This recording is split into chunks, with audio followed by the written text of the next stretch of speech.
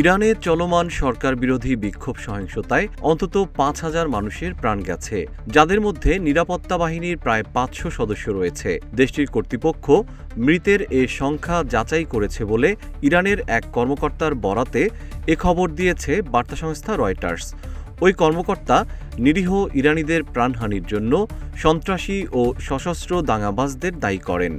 নাম প্রকাশে অনিচ্ছুক ওই কর্মকর্তা রয়টার্সকে জানান, সবচেয়ে ভয়াবহ সংঘর্ষ এবং সর্বাধিক মৃত্যুর ঘটনা ঘটেছে ইরানের উত্তর পশ্চিমাঞ্চলের কুর্দি অধ্যুষিত এলাকাগুলোতে।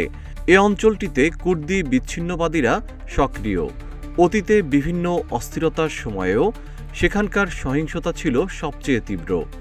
যুক্তরাষ্ট্রভিত্তিক মানবাধিকার সংগঠন HRANA ১৭ জানুয়ারি জানায়, নিহতের সংখ্যা ৩,৩০৮ জনে পৌঁছেছে এবং আরও ৪,৩৮২টি ঘটনা পর্যালোচনার আওতায় রয়েছে। সংগঠনটি জানিয়েছে, তারা ২৪,০০০-এর বেশি গ্রেপ্তারের ঘটনা নিশ্চিত হয়েছে। জিএম শিহাব, রূপালী বাংলাদেশ।